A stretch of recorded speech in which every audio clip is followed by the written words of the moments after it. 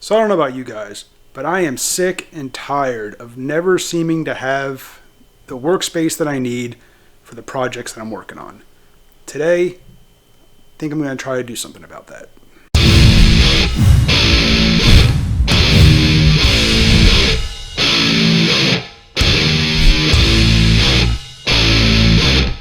Like many of you out there, I don't have a dedicated workshop. I have my garage.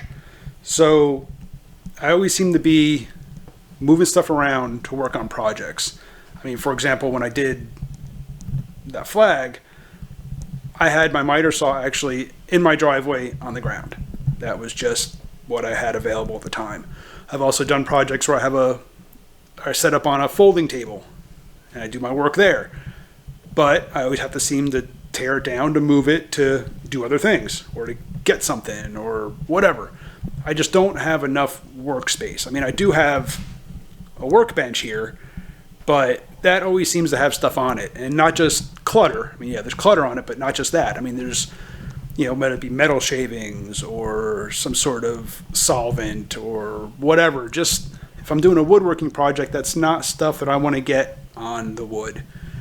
So today I'm going to start building a dedicated woodworking, movable workbench, woodworking bench, just a dedicated movable space that I can roll out, use it, and tuck it away.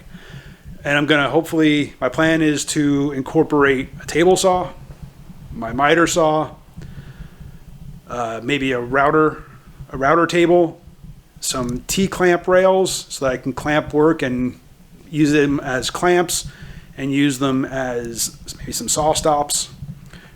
And some, obviously, storage, drawers, whatever in there, everything that I need for doing woodworking projects all in one spot that I can pull out, do my work, and I can just slide it off to the side and put it away.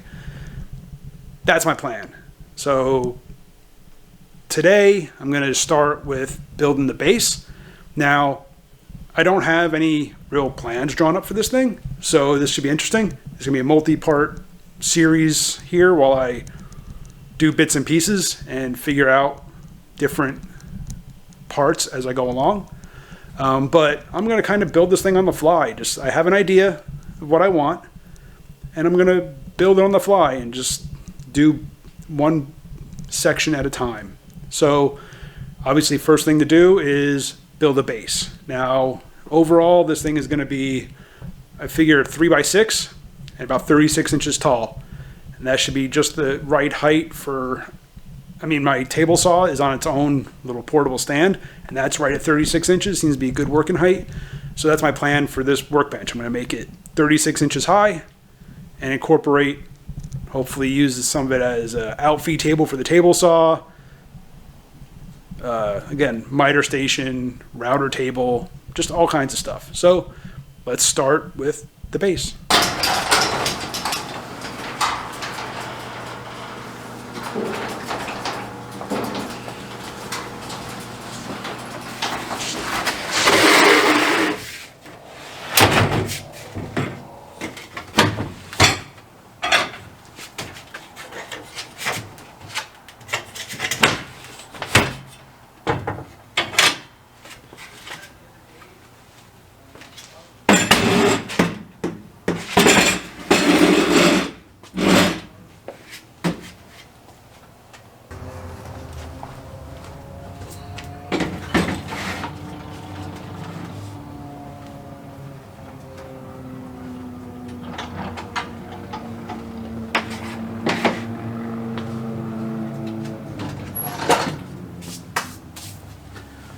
See what I mean?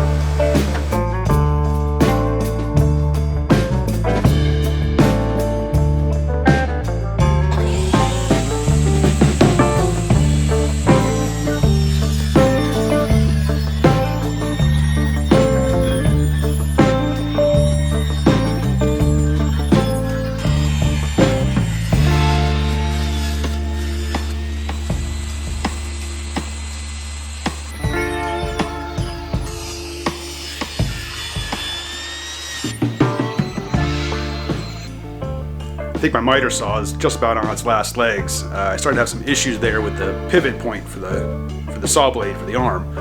But I mean, the thing is almost 20 years old, so I think I got my money's worth out of it. So I've decided to take this build as an opportunity to kind of play around a little bit. So once I got the 2x4s cut for the lower frame, I decided to use dowels to hold the corner together instead of screws or lag bolts. So I drilled some holes, cut some dowels to like 2 inches or so, drove them in, and then cut them flush.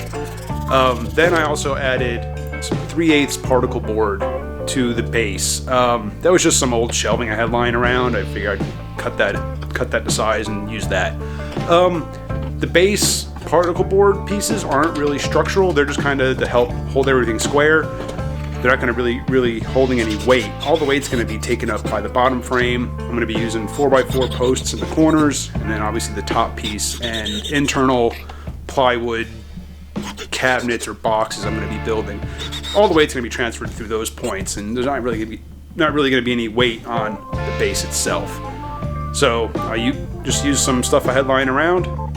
So I got the base put together. I now have essentially a rolling chassis. So this is basically the starting point for this whole build.